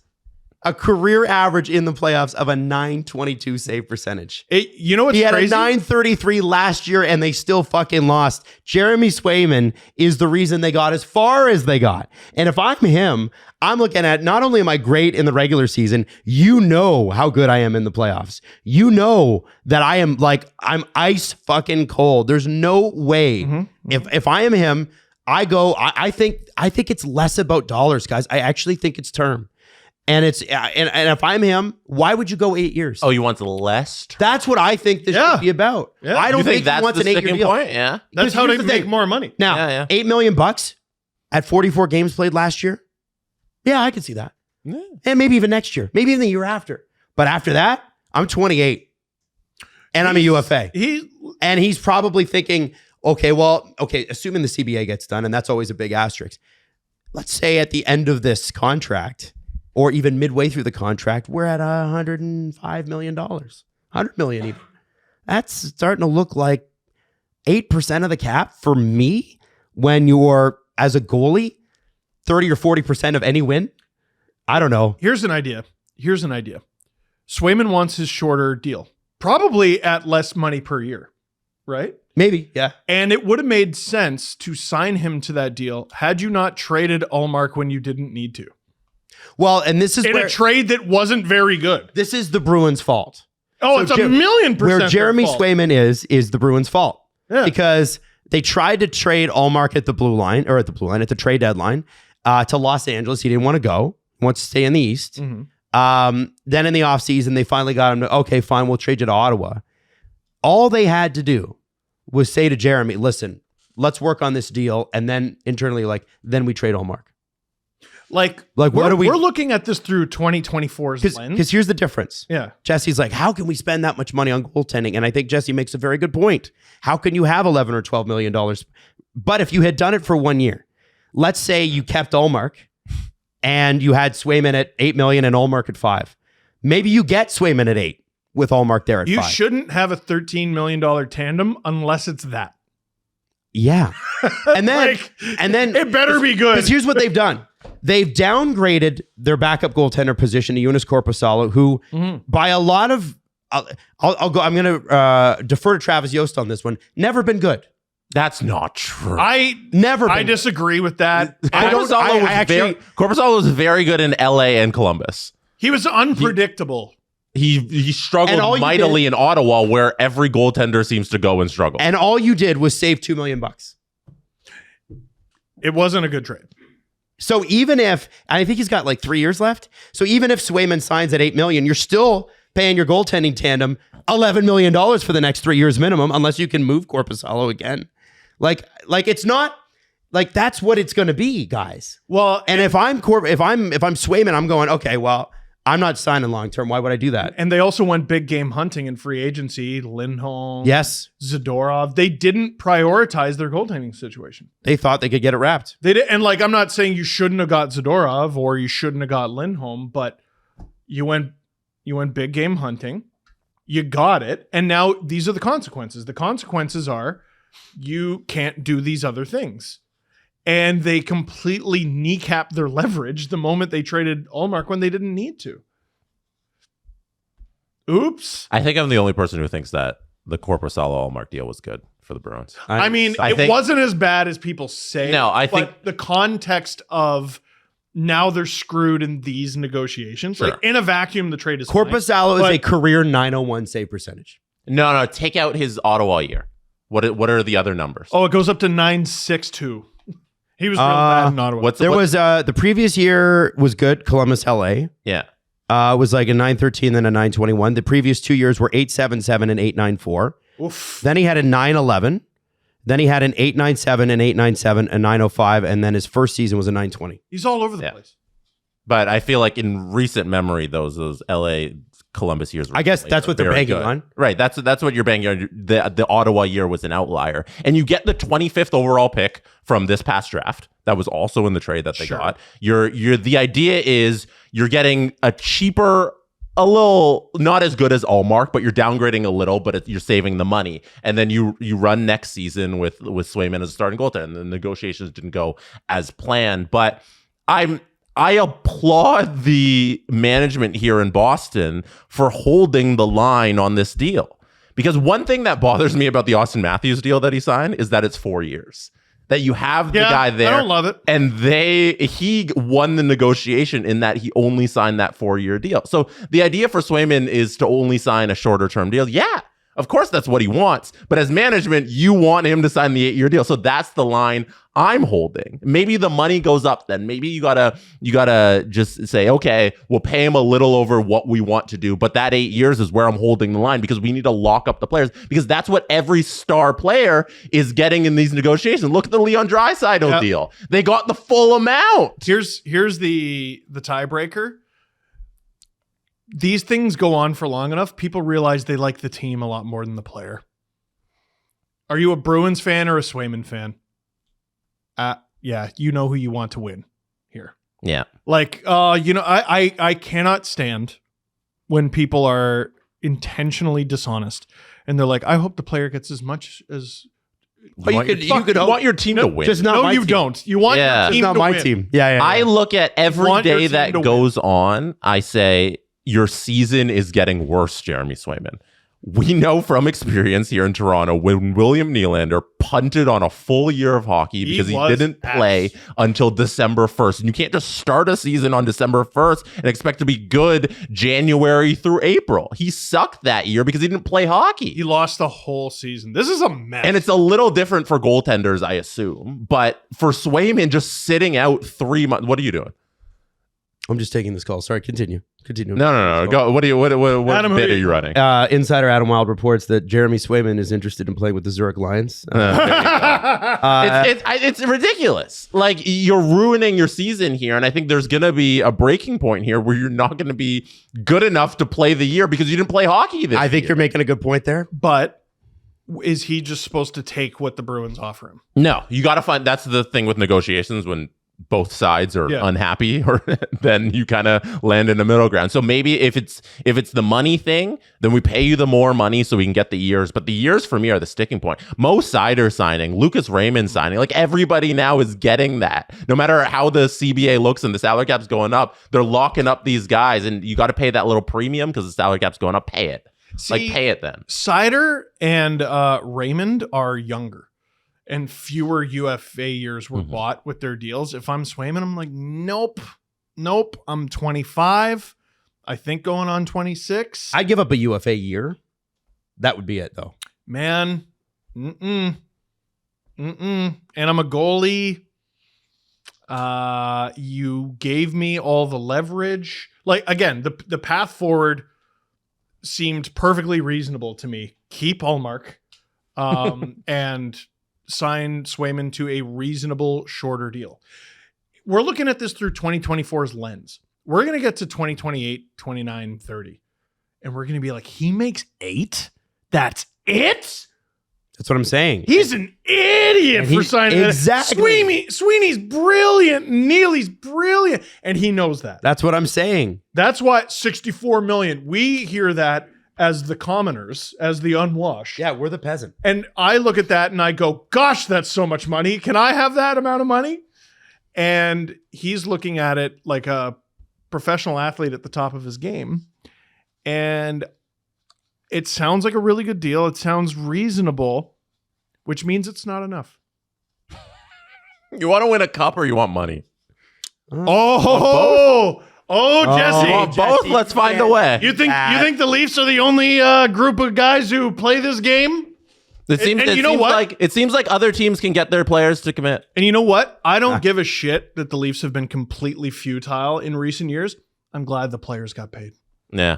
That's who I cheer for. Yeah. When they're not on the ice, I go on my phone. I'm actually like, it's the fourth line. I go on my phone. I actually think the Penguins are going to be less successful because their players aren't making enough. Mm-hmm. They can't win because their guys need to be just driving more Lambos. I'm thrilled Sydney signed, and I'm thrilled for Penguins fans. It was fun to needle them. Like, I have to say, I'm sad that went away. Yeah, well, I was really fucking enjoying that. I'm not gonna lie. When Crosby won those 3 cups, it wasn't nearly as thrilling as the day he signed his contract. Yeah, I'll just say this: him signing at 8.7 still isn't really going to get them anywhere close to a Stanley Cup. Stop! So what are we That's not what we're doing today. What are we talking about? By the way, Crosby would be happier with no cups and $15 million. Guys, I got to ask you. Can Boston really afford this core 4? Like, I'm looking at this. David Pastrnak at 11.25. That starts this year. It's crazy. You got Charlie McAvoy making 9.5. Not team oriented. Damn, no. Either of them. They just signed. Who am I going to shoehorn into this? Lindholm? Which Lindholm? Hampus or Elias? Elias. 7.75 million. And then I get a shoehorn. You got Jeremy Swayman at what, 8.5, 9 million? Yeah. No. Guys, that's a relative. I would love to do the numbers on that, but if Swayman signs for that, how much difference is there between what the Leafs core 4 make and the Bruins core 4? A lot. What are you talking about? What would be the number different? A lot. Would it? A lot. Yeah, they got 4 guys in double digits. Can I named one. Can I go out on a limb? When David Pastrnak said he'd play for free, I don't think he meant it. That's wow. Someone should say it. That's crazy. Isn't that nuts? That's wild, Steve. I can't imagine. Isn't that wild? Also, you know what I love? I love it's like, well, if it were me in this situation, well, it's not. It's Listen, super I love not. you. Yeah. I love you, but you're not worth $64 million bucks. This you. goalie is. Yeah. Like, you can't relate to being worth $64 million, and that's okay. None of us fucking can. Yeah. I'm just saying, like, when you apply your own logic to it, it's like, dude, fuck. Until you're in the position where it's like, listen, you could make 64 or you could make 75. Yeah. Why does that extra 10 million really matter? That's how I look at it as a little boy. The organization that's offering you this is the guy that literally runs the NHL with Gary Bettman, fucking serves ice cream at every stadium in the fucking United States, and is a billionaire. Why would 10 extra million matter to you? Why would it fucking matter? Are you kidding me? Of course it matters. I think a lot of fans who are like, no, I want the player to get as much money as possible, and I'm against the billionaires, and I think a lot of people are about to discover their little bootlickers. It's Alan's thing, man. He hates the cap because it turns fans against the players for that reason. You're little bootlickers, all of you. All of you. I want to talk about Rasmus Dahlin. Stop that. New captain. I can hear it. Oh, sorry. New captain of the Buffalo Sabres. Steve has a new phone case and he's playing with the end of it, and you can hear it kind of. What is that? Can you it hear probably it? won't come through on the mic. It's like a pop socket for your fingers. Oh, that's smart for selfies. But you can spin it. Yeah, don't. That's a fidget spinner. I know. That's back to your phone. That's a bad idea for you, man. Sorry. Look at him. Look at his hands. I wish we could if we had movable cameras, I wish we could get a close up on Steve's hands. He's just fidgeting. Rasmus Dahlin, the new captain of the Buffalo Sabres. We're going to have more on the Sabres in our season previews, which are coming out. But the temperature in Buffalo is higher than I think it's been in a bit. And climate change. Buffalo was like, we need to get rid of Jeff Skinner. He needs to go win a cup with Connor McDavid, and we need the cap space. Sure. And then they were like, let's just keep it. Let's not do what the San Jose Sharks did, which is take advantage of everybody else's problems and get a young goalie like Askarov and get Barclay Gaudreau and Tyler Toffoli and all these guys that would have been super valuable on a team that's way closer to the playoffs than San Jose is. They didn't do any of that. I think they're so what they did. For when they need what they did was they hired the coach that all the writers wanted back, which is Lindy Ruff. Man, and they did, dude. The cape baiting. I'm bringing another one back for Lindy Ruff in Buffalo. Watching, I was like, guys, listen, he's a legend there. He's a legend, and he's gonna get them playing the right way. But you do need to give him some guys to kind of work with. There are guys that are gonna take a step forward, and I am thrilled for Rasmus. Felix Potvin is my childhood idol. I hope the Leafs don't sign him. I don't need him in net. It's fair. Yeah, not now. Not anymore. Maybe perhaps behind the bench. So Rasmus Dahlin is the new captain, and I just thought it was worth pointing out. Apparently, so he said, so this is what was said after signing his contract, $11.5 million, by the way. A lot of money. After signing his contract, Dahlin bought a bigger house. Oh, good for him. Good for him. And regularly used it to host team parties. He even had rookie Zach Benson live with him for the season after the 18-year-old made the NHL roster. Over the summer, Dahlin gathered teammates for a player-led camp in Switzerland.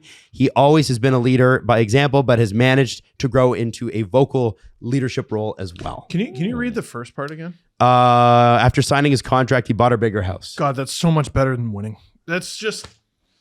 As a player first Where guy, are you going with this? As a player first guy, I just love hearing about their purchases. Stop it. No, sorry. I just it's a made up fantasy. You're not player first. You're a liar. To anyone who has ever tweeted that at me.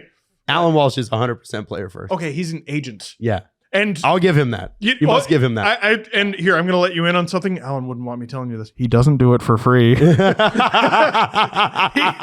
paid to be a player first guy. Like, that's how it works. So I don't want to get your season preview, gentlemen, but Rasmus Dahlin is a nice story. The Buffalo Sabres are not. And this feels like, and this is not fair to Rasmus Dahlin, who's a great NHL player who deserves to be the captain. This is a storied franchise. What are you about to say? This feels like a compliment sandwich. I feel like you're about to just insult the entire franchise with Dahlin. I am. What I'm going to say is, jeez, what are reasonable expectations from a Buffalo team that did next to nothing? Okay. So, it's a good question. I actually like their future, and I'll tell you why. Alan Walsh, Klein, JJ Peterka. Me too. Dude, he's crazy. He is actually crazy. He's really good. Remember, you were like, well, how many goals do you even have? I was like, he almost had 30. And yeah. Like, what? Yeah. Dude, he was really good. It's the Sabres were not good around him, and that's why you don't know how good he was. But Tampa, when they won their cups, crazy goalie, pretty mediocre right side on D, elite left side. Yeah. Now, I'm leaving out some details. There was also Braden Point and Nikita Kucherov and Steven Stamkos and blah, blah, blah, blah. But the Sabres are starting with Devin Levi, who is probably the best goalie prospect in the world. A lot of people were calling that Askarov. Levi was a madman in the AHL. I believe he had... I discovered this in my research for something else last night. He had a .927 He did. save percentage in the AHL. Now, all that matters is NHL. 899 last year. 899, yeah. As opposed to, like, who else was awesome? Like, UPL was really good until he wasn't, right? That's Jesse's favorite goalie. They weren't a great team. And by the way, he had a 910. There you go. So he's better than Levi. But I would love to know what his first half and back half split was. Yeah, probably. Okay. So, and let's say Levi comes up to that standard. All of a sudden, you have a tandem of UPL Levi and a left side of Dahlin, Power, and Byram. That's nuts. I'm not saying that is currently Hedman, McDonough, Sergachev. Yeah. But in a few years, it has a chance to be. That is a crazy 1-2-3 back there. So that's things going well. You need to fill out the rest of the roster for sure. But I don't know if it helps the Sabres to just get whatever mercenary is available and sign them to shitty contracts so that they can, finish 15 points out of a playoff. What about Jason Zucker, who they acquired? Does he not fall into the category? What'd they pay? Well, they traded for him. But what I'm saying, what would they? I don't even remember. Doesn't matter. Probably Mercenary. nothing. Well, that's my point, right? I'm not. Yeah, but that doesn't mean get no. By the way, 2/3 of their fourth line are former Leafs, Sam Lafferty and Nicholas Aubé-Kubel. Oh, they're gonna kill the Leafs then. Like what? Basically, what I'm saying is, I believe in the future there. Mm-hmm. I don't think people properly appreciate how huge of a trade Byram for Middlestat is. It's a big move. And when you're evaluating the Avalanche, you have to remember they get a full year of a player they really, really needed in Casey Middlestat. And when you're evaluating the Buffalo Sabres, they're getting a full year of a player who really ties the room together in Bowen Byram. He was great there too, like as soon as he arrived. So will it be Nathan McKinnis' greatest mistake letting Bo Byram go? Was that his choice? I think it was it Drew that was like, oh yeah, Bo, he didn't really fit this. Blah, blah. I'm like, man, I don't know how he could have fit the system. It's fucking the Cale McCarr show. Like, what's he gonna do? No, he's gonna be on his deathbed. Like, I wish I ate more cheese. but I did get this ring. Yeah, so. No, okay, all right. I just feel like this feels a little window dressing to me. It's with the Sabres. I don't think they did enough this offseason. If you look at them in the context of they've been shit forever. It's the best shit they've ever looked. Like, if you're a fan, I understand why you're tearing your hair out after all this time. But I kind of look at them going forward and I'm like, there's a lot to like there. Sure. It's just winning cures all. Every player in the world was like, do not trade me to Edmonton. I am not signing in Edmonton. I might not even show up for the road games in Edmonton. I don't want to go to Edmonton. And then they started winning with what they had. Buffalo starts winning games and turns into a program worth being a part of. People will sign there. They will. Okay. I agree with you. But we saw it. That hasn't come yet. But if all of a sudden they have a really good decor and an unbeatable goalie, I think a lot of people are going to be like, you know what? I think the Sabres sound nice. I don't have to worry nearly as much about back checking. Yeah, that sounds cool. Sounds good. That sounds cool. Okay. Not every mistake I make is going to end up in the back of the net. All right, let's go Buffalo. Okay. But they're not there yet. Okay. All right. Last thing before we go to a press conference, and I thought you guys would love this. Dan Rosen, who's a NHL reporter, NHL.com reporter, every team will be wearing a decal this season honoring the Gaudreau brothers on the back of their helmets from opening night, which is 10/24. So the Sabres and Devils are going to be the first. The Sabres got them yesterday, and they have a 13 and a G and a 21 on the back, which I think is the first step of, I think that's great that the entire NHL is honoring them on that. Like, this is what it looks like. It's really cool. And it shows you, how beloved they were, right? Like, this makes sense for the Flames to do. This makes sense for the Blue Jackets to do. The fact the entire league is doing it shows you the impact of these guys. Yeah. Yeah. Very, very cool. And I'm excited. We are 9 days away from this all kicking off. It's showing up very quickly. Jesse? Yeah, we're the season's a little earlier because the global series kicks off the season, so it's going to be on that Friday, and it's going to be like during the day, and we'll be recording like the start of the NHL season, and then next Tuesday will be the North American start, so it'll be a little wonky, but then it'll be fun to have actual hockey games. So there's going to be one series team. This year? Do you know? I've forgotten where the global series is. It's all over Czechia. the place. Czechia. Yeah.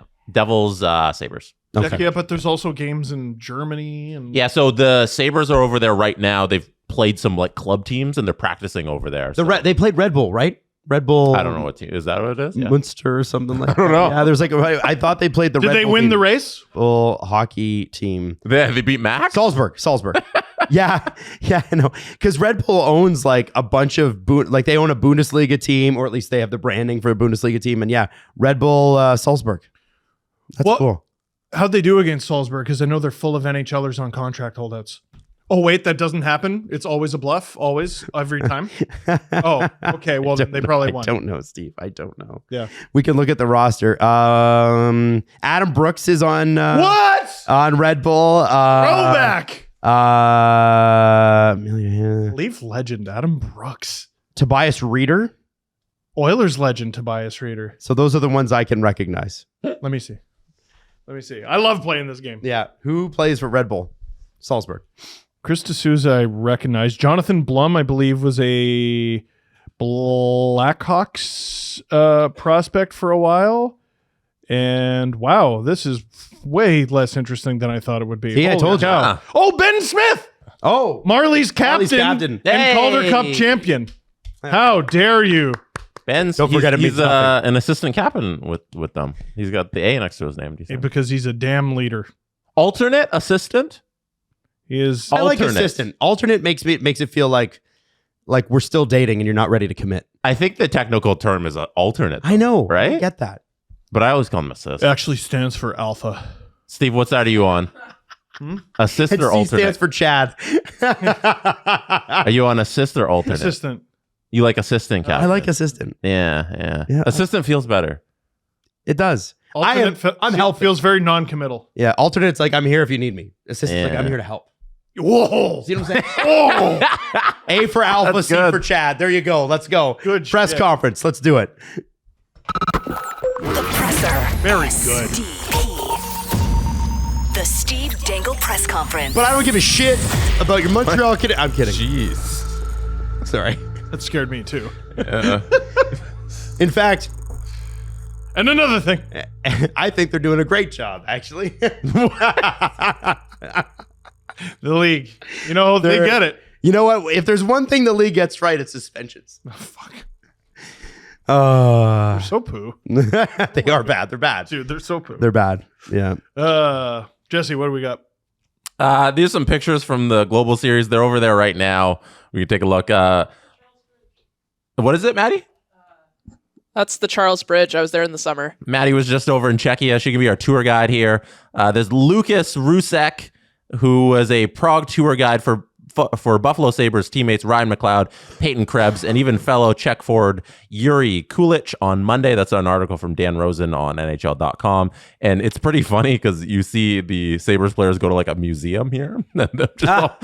Maddie, did you go to this museum? No, I don't think I went to that. Okay. So there's No at the insight museum. They're doing funny museum stuff. They're tearing back an imaginary covering of a painting of the Last Supper. Yeah. Please describe it for the audio listeners. Yes, they're doing it like the people who pretend they're holding up the Leaning Tower of Pisa. Yeah. Yes. Then we got another photo of there's a painting on the ground and it looks like you're falling into the hole of the painting. Go, Steve. And It looks like the glass floor at the CN Tower, except it's just a painting. nice. And then there's another image of just an art piece. Deeply If you had unsettling. microdoses, Thanks, that Dan would have Rosen. been deeply troubling. Oh yeah, I was just about to say if you were on shrooms, you'd be having a heart attack. And here's them at the restaurant. Oh, that's a really interesting art piece. Oh, that's just a place you eat. That's just a place you eat. Oh, okay. Anyways, I was like NHL players doing average things. You know, it's always fun. I wonder if any of them will get some warm chocolate. I don't think they have warm chocolate in Czechia. No. I think it's called something else. What? Duolingo has You were decided, there last year, right? No, I was in Sweden. Sweden. Oh, Yeah. Sweden was the Leafs one. Sorry. My bad. Duolingo has decided I need to know the weirdest words, and a lot of them are foods. Harushka is pear. That's going to come in handy. Yeah. Mrkev, that's a carrot. Also very handy.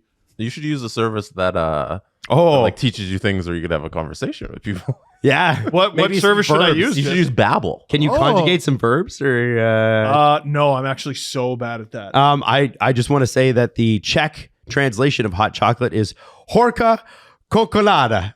I believe it. I love it. I don't know. Yeah, of all the words I've learned, no hot chocolate. no chocolate. Porcolata. Kleb. That's bread. It's a very upsetting word. Yeah. Jesse, what's the first All question? right, first question. Let's get out of this. Very upsetting. This is from It is. Pens fan 8714. What are those Oh, it's numbers? Kyle Dupas. Pens fan writes, Cass says, if you had to pick one major American city to relocate the Leafs to that doesn't already have a team, Oh, I like that. which would you choose and why? All right, so Boston's out. Doesn't currently have a team. Yeah, Yes. they can't have a team. So here's what I would be looking for is a team or a fan base in another sport that is as tortured as Leaf fans. So like in basketball, Cleveland. the Knicks, Done. and in Dallas, the Cowboys. But like they have teams, so they have NHL teams. But that's what I'd be looking for. You know what I mean? No, but you got, so what's your team? Who? You're pulling a Steve. You know what? You know what we should look at this as? We should look at this as a punishment to whatever city we foisted upon. Because truly, to be a fan of this team is to enjoy your punishment. Glendale. Oh, I love that. Not that they deserve it, but move them to Glendale. Alex Morello's the owner. No, Leafs, you've earned this. no, Alex Morello is forced to be a fan. Yeah. Can't be the owner. Pretend you love them. Say you love them. I love the Leafs. I like that. That's a good one. Oh, that's a good question. I like that. What? So what did you decide? Glendale. Glendale. All I also right. like. I Lame. also think it'd be cool for the biggest team in the league to be at the biggest city in North America, Mexico City. Oh, there you go. Oh, there's something. Yeah, put Austin there. Put out Mexican American guy Yeah. as your star. Hey, there's a good answer. Biggest brand in the NHL, the most important brand in the NHL is the Blue Leaf. It's the most important, All right, Jesse. and therefore it should go to the biggest city. Jesse, my answer's so shitty. What's yours? I would go with Oakland because they just lost the A's. They just lost the Raiders. They lost the Golden State Warriors who moved down the street. So I'm going to give them a franchise back to boost the spirits of the community. How about that? Shitty. Terrible. All right, next question. This comes from Drew B. At Drew is on fire on Twitter. They write, I wonder with the Kings sadly losing Doughty, yeah, Doughty looks like he's going to be out for a while, if maybe they have a need for a trade to help with D in the meantime. Adam and Steve, do you think the Kings make a move? No, Brandt Clark, Jordan Spence. Well, see, that's the thing though. Like, I think Brandt Clark and Jordan Spence, it depends on how you look at it from a developmental standpoint. If you want to insulate those guys and put them into tougher situations slowly, then yes, you make a trade. If you're like, welp, next man up, then you just let them play. I think you do. I think their season for that was last year. Well, And now it's like, yeah, this isn't ideal, but welcome to the NHL. just let them play them. And what Drew Doughty's out till what, December? Is it 3 months? It's going to be. He had the surgery. I think that's what I read. So I look at that and I think, okay, padding those guys, like saving them from scary time. Oh my God, we know too much pressure. The first 2 months of the year. That's fair. Real games. That's fair. They matter. It's not March. Got It's not April. Got it. That's how I feel. I wouldn't make any trade. Maybe the LA Kings wish they could have the Sean Dursey trade back. Yeah. Well, That's what I think they want. How many games do they need to play the Oilers? Yeah. Oh, jeez. Yeah. That's learning quickly. Yeah. Yeah. Jesse? This one comes from Matt. Adam, Steve, and Jesse. If you were in the NHL and had a 10-team no-trade list, which teams would be on it and why? Oh. Man. I think I need a marker. Oh, this will be fun. Here, Yeah, get your board out. All right. Steve, do you have your board? So your boards? so wait. Steve, do you have your board? No. I'll get you your board. Get your I'll board. Get you your board. Adam's gonna get it for you. So wait, do I get an NHL salary no matter where I go? Well, yeah. What do you mean? NHL player. Yeah, Oh, you gotta okay. talk I about refuse the no trade list. what? I don't want it. Are you doing a bit? I just want to make the NHL and make lots of money. Okay, let me think. Get your board. I don't have a damn. Thank you. I was erasing it because you didn't erase it earlier this summer. Oh no, it's so stained. Yeah. No, that looks terrible. Oh, You can tell it's his writing too. Yeah. I'm just throwing that out there. Okay, Winnipeg. Damn. We all go. That wasn't the first one I wrote down. I'm sorry. That's not funny. No. Man. This So is a wait, tough one. are we assuming fun. I am a league average player? You are a star. Yeah, because only First real line stars center. get you First line center, you get 10 teams. Damn. 10? 10 teams, that's it. Okay. I need the tax rates in front of me. Well, you kind of know, like New York, California especially because they have the celebrity tax, sports athlete tax, which is like crazy. Yeah. Florida is nothing. Let's see. Oh, I know. I think one team we just talked about is probably going to make the list. Oh yeah. Yeah. This is more difficult than you'd think. It's really hard. Like, it's actually because like I actually every city I've written down I love. So we're not disparaging the city. we're for sure are disparaging the city. A little bit. I'm sure everyone will understand that. Yeah. Because a lot goes into this. You know, you got to think about the franchise, where you want to play, where you want to live. Yeah. Yeah. I got answers for all of like reasons for why everybody's making the list too. My answers are so stupid. I got Like, reasons. sorry, my reasons for my answers are so stupid. I'm halfway there. Where are you guys at? I'm halfway. Okay. I'm looking at Same. daily face-off, like trying to find like Trying to just look at all the teams. That's probably a good idea. just like because sometimes you're like, what team is where, and you're trying to go over the map in your head. It's like, why do that? Why do that? Oh, that's a good one. I'm definitely put them on the list. I am debating a couple, and I can't. I was like, should I put Philly because I'm scared of John Tortorella? Well, there's a lot of players that. Why do you think Cutter Gauthier asked for? He'll get fired. Can we just be honest? Like, Maybe why do you think that's Cutter Gauthier asked for maybe trade that's what I guys? need. A good kick in the butt. I don't think you do. You're pretty motivated. To be honest with you, Jesse, you work among the hardest I've ever seen anyone work. Yeah, I but don't like, think you imagine do. if we could combine our powers. Hardworking guys working together. Imagine we were Trying to win a hard and cup. working. Bunch of boys who I were hard. I got 10. Oh, you got got that? 10. Damn it. Okay, I'm not there yet. I got 10. Do you want me to just go? You can go while we still contemplate ours. Yeah, give your reasons and show the camera. All right. A lot of them are traffic related. I love that you have traffic related. Are you fucking serious? Come on. Oh, Steven. Number 1, Winnipeg. That's not traffic related. No, it's not. It's fucking freezing related. And I don't want say that to Gord Miller. Why? Might get called out. Is that a thing? That's a thing. Yeah. What? Don't worry about Okay, well, I've don't know. been and it was chilly. I don't know what And you're referring to. Also, when I went, I walked right by the arena without knowing it was there. So, Winnipeg. it. This is probably a shit answer because they have a new arena, but I'm going to say the Islanders. What?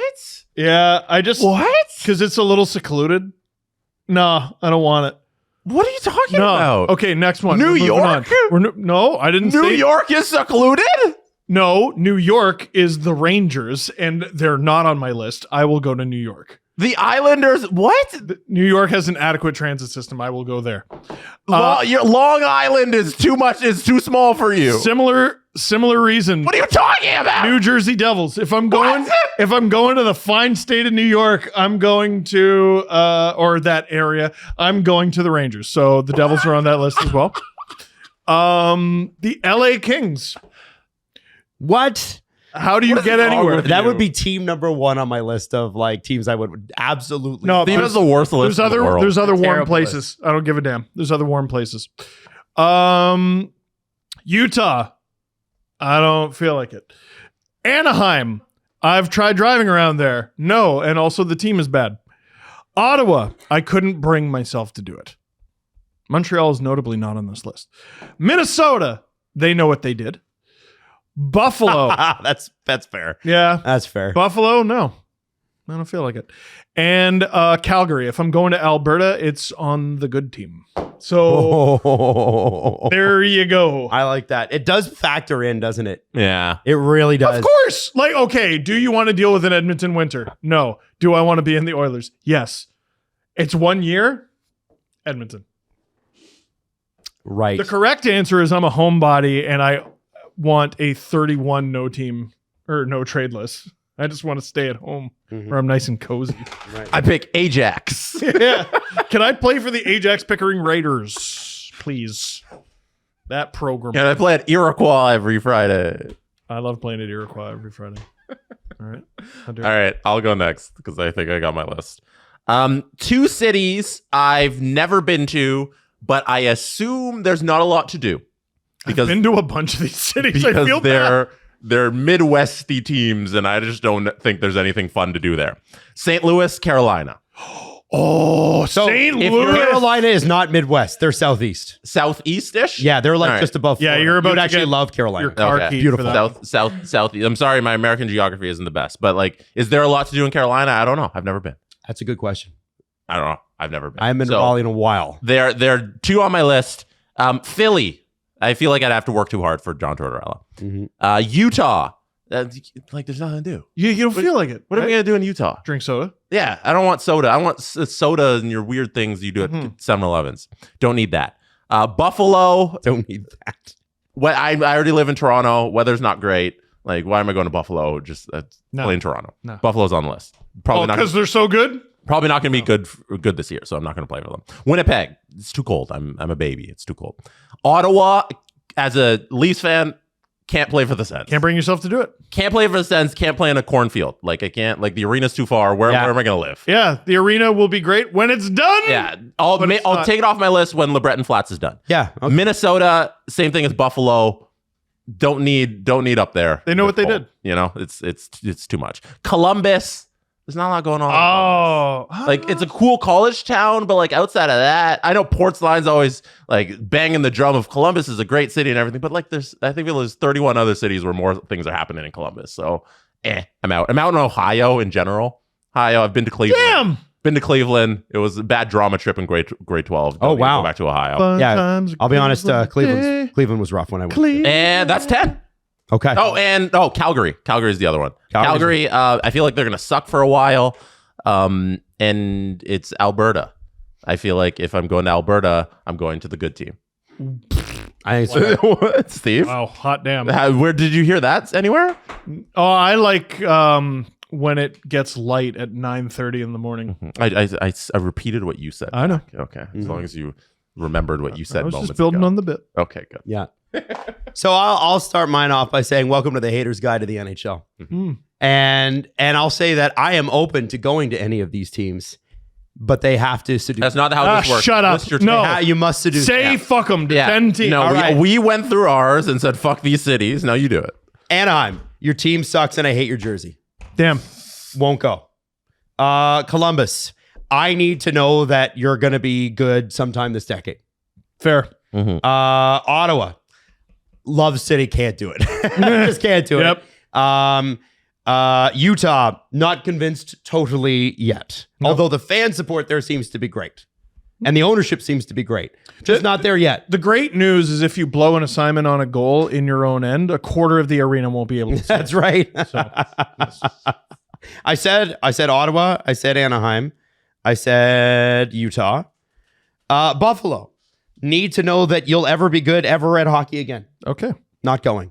Detroit, same thing. Interesting. Listen, no offense to Detroit, but I've watched enough Maple Leaf teams finished 9th in the conference. I don't need to go to one. Do you know what I'm saying? Purgatory. I get it. It's purgatory. Calgary Flames, even though it's the site of my first NHL game. I can't believe all three of us said Calgary. Yeah, I Wow. want. Listen, if we're talking 2004 Calgary Flames, hell yeah. Mhm. Oh, yeah. Calgary's a great place to live. It's amazing. It's a great spot, especially if you got money. It's great there. But right now, no. I will only go to the Chicago Blackhawks if You're not going. if I'm playing with Connor Bedard. So the answer is no. There you go. What? Why aren't you playing with Bedard? Well, I don't know. That's what it would take for me to waive it. Is what I'm saying. What? If I'm playing with I'm Bedard, gonna I'll put go. Chicago. No. Chicago's on. I don't Put think that any should of those count. details on your board. Just read the damn board. Columbus Blue Jackets. All right, Yeah. I think I You already said said You already them. did that one, yeah. last two. Leafs. Montreal Canadiens. Damn. I Because thought they about- employ Harper Xhekaj. Oh shit. Mm. And that guy tried to hurt Cedric Pare. Yeah. And I'm upset about it. And former, Also, they yell former at you Montreal. in 2 languages. Oh, there goes my thing. They yell at you in 2 languages. So Montreal, you're out. Former Montreal Canadian George Pare. So, Oh, that's interesting. Played 22 games there. And lastly, but not leastly, this is mostly the Pittsburgh Penguins. Because you hate Kyle Dubas. That's You won't vote right. For him. Yeah. That's right. No, I don't hate Kyle Dubas. You refuse to play for Kyle Dubas. I refuse to play for a team that is going to be whatever the hell they were last year most of the time. I hope you show I up. need a team with a future. I hope I you am a show up. young 36, and I feel like my best years physically are ahead of me. I hope you show up at a Permane Bros unannounced and they kick you out. They probably will. They Wow. probably will. Wow. Wow. Anyway, that's that. Those are my teams. That was fun. And that's right. And I would go to Winnipeg. I would. Oh, Winnipeg wasn't on your It list. was not on my list. I would go to Wow. Winnipeg. And by the Why? way, I would go to Montreal too. If you're the king in Montreal, you're the freaking king. No, but they were on your list. They were on the list. Yeah. So you're not going. Mostly- So you're a liar. Mostly Adam, because I like Stop trying to get out of this. Yeah, Adam's No. like, I'm gonna say 10 nice Haters things about got all these 10 things. places to be mad at you. All right, fair. Yeah, I just want to formally apologize to people of Carolina. I had no idea you guys were all coastal there in North Carolina. Like, you're next to the ocean. That's fun. They They are. have water. Yeah, sure. What? They have water. They do. Mhm. Yeah. Also, they're going through a hard time with the hurricane. Well, there is that. Yeah, There's, a lot going on there. Yeah. So do we have any other questions? Or Last thing, we'll wrap it up with the game of NHL headline. Hey, oh, sweet. All right, There we let's go. Adam, where are you? Adam, where are you going? Oh, The NHL headline for today, where Adam and Steve try to guess the NHL punny headline that they have on NHL.com. The little piece under the headline reads, Penguins captain gets rock star treatment like the Beatles from Hockeyville fan. Bigger than Jesus. No. All right. Penguins captain gets rock star treatment like the Beatles. John, Paul, From- George, and Sydney. Hockeyville fans. The key here is like the Beatles. Like the Beatles. Mm-hmm. Something in the way he moves. And who's the Penguins captain? Sydney.